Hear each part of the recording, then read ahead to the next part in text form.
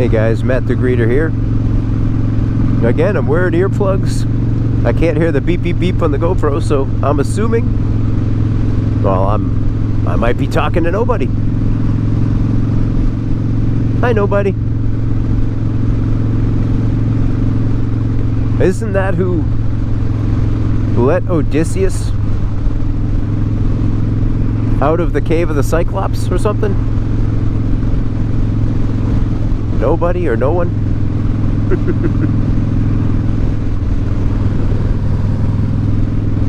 Boy, did he feel sheepish. Yeah, that's a dumb pun, but you'll get it. You'll get it if you've read it. Oh. Now that we'll go straight today. I was gonna take you left, roll by the old tattoo shop. So I haven't been to the tattoo shop in a couple of summers because my money goes to, I gotta keep putting it into the bike, keep it rolling. Otherwise I go see Donnie over at Tiki Tattoo in Millis. He does a great job. So I got 5 tattoos. They're pretty good size. So I mean, that's, you know, 5 tattoos ain't shabby. Oh, if I had more money, I'd have more ink.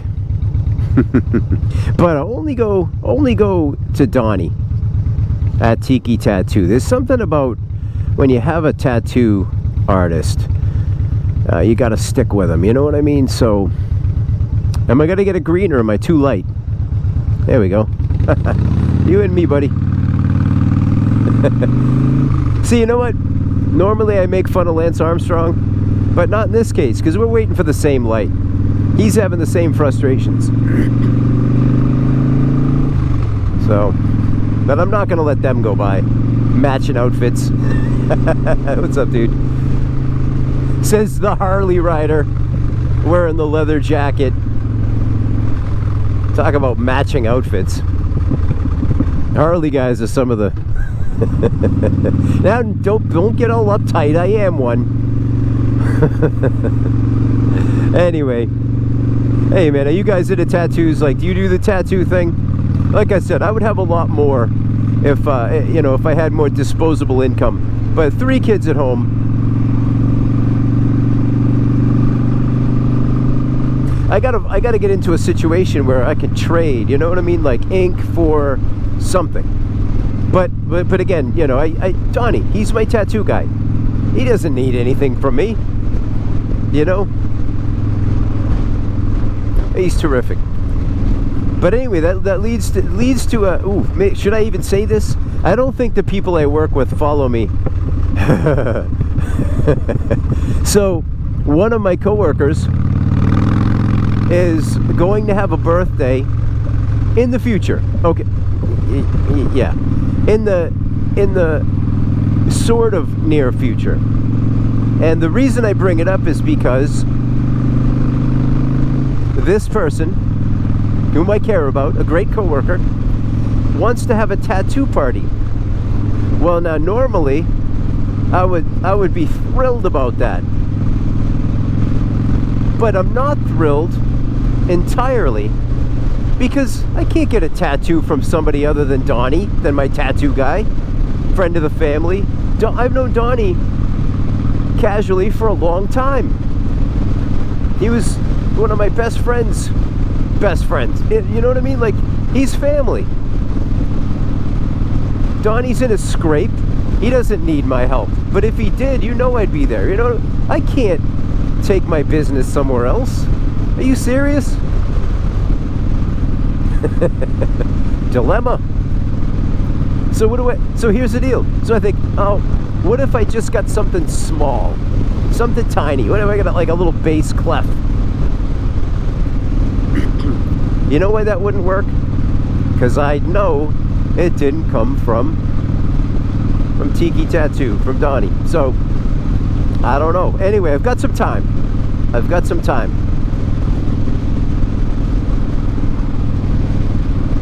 Well, not as much time as I'd like. So I need your ideas, guys, down in the comments. What do I do? Help me out here. This is like maybe it's not like this, but my wife and I, we watch movies sometime, and sometimes, so there's actors and actresses who oftentimes have to smooch longingly and passionately people who are not their spouses, who may or may not be watching that film upon its release. So, smooching people sounds like a good idea, but smooching people who aren't your wife or your significant other sounds like maybe not a good idea. I mean, listen, I'm someone who's been brought up with a strong moral compass in that regard. So I'm married to a girl, and that's it for me, right? She's the one. I don't need to be smooching around anywhere, or like chatting up the coffee girl behind the counter, you know what I'm saying? So that's kind of how I feel. Like, to get a tattoo from somebody other than Donnie would be kind of like I may be smooching someone I know I'm not supposed to. All right, are we done? You get the point? All right. Here's one thing I'm going to talk about, and then I'm going to wrap it up. So, Page and Plant. Jimmy Page, Robert Plant, reunited, and it feels so good. I don't want that earworm. So they've reunited. I believe Ringo Starr is going to be the drummer. I've actually heard a track from it. A track which will possibly catch some flack, because I think people are expecting Led Zeppelin with Ringo on drums. But what they got is Willie Weeks is not the original artist. Willie Weeks is a great bass player. Go check out Willie Weeks on the bass. Willie Weeks. I'm not just saying these names. I want you to check them out, please. Because anything Neil Peart wrote about, any artist, or Henry Rollins, anybody he's mentioned, I've checked out, and it's and it's been well worth my while. And I'm not as smart or as widely traveled as Neil Peart was or Henry Rollins is, but if I mention a name or something, do check it out. If you're like me, if you have a thirst for new people. What am I trying to say? What is that? I'm all distracted. A thirst for new artists, new music, this and that. So,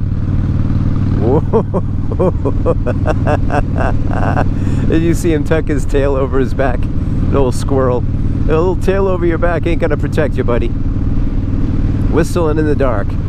So some people are upset that it doesn't sound like Led Zeppelin, but here's the deal. Page and Plant were covering ADD, brought to you by Not Just for Breakfast.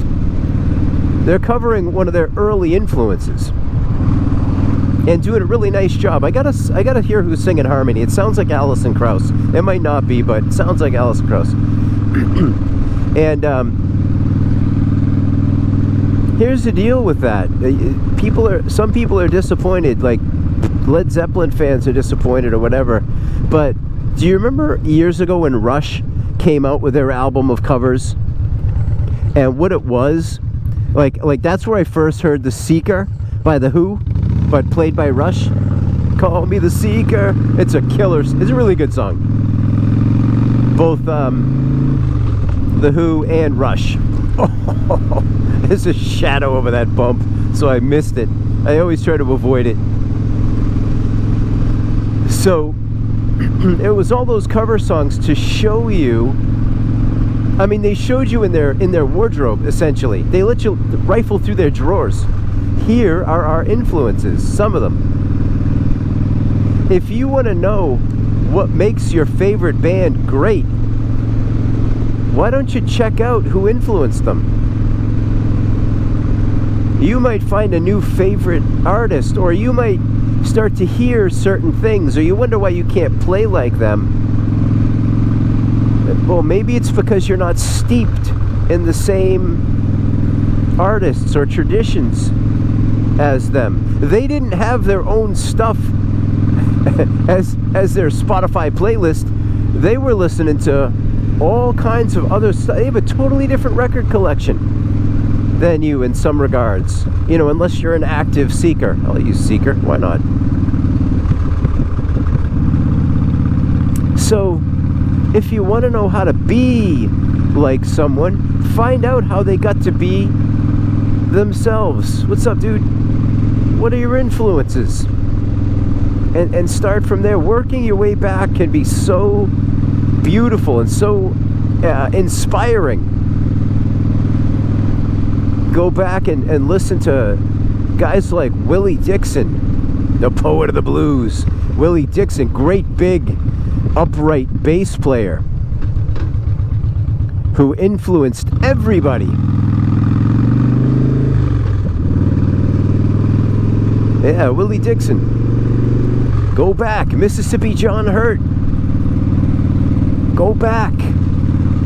Go back if you're a Jeff Buckley fan and listen to Etta James and Billie Holiday and Ella Fitzgerald, and then fast forward and listen to the way Jeff Buckley slides some of his notes. Listen to the way he holds a note longer than somebody recording today might hold it, because you think you got to keep everything, you know, short and snippy, no dead space. But Jeff Buckley, with those influences, knew he was a master of emptiness as well.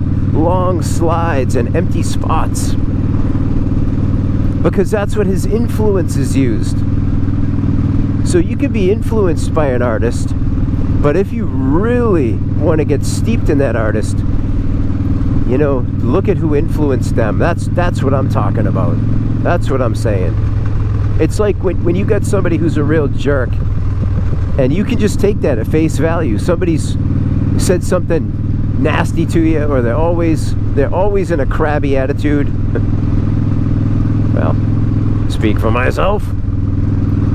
Well, check out some history there. There's a reason sometimes. So do a little research is all I'm saying. There's more to the story. There's more to the story than is on the surface a lot of times. So that's all I'm saying. Get out there.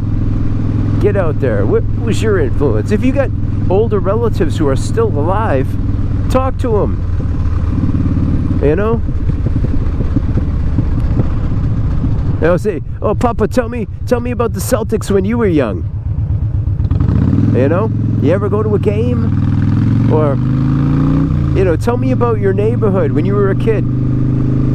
What was it like? You know, like guys like Leonard Nimoy, he's from Boston. Leonard Nimoy is from a place in Boston that no longer exists. They tore it down. It's gone. So you ask somebody like that, tell me about where you're from. Because it's not there anymore, but it shaped you.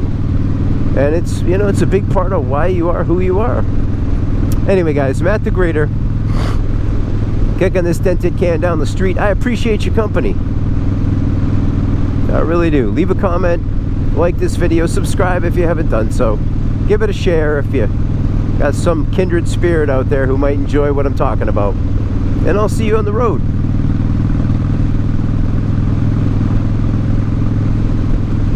Bye.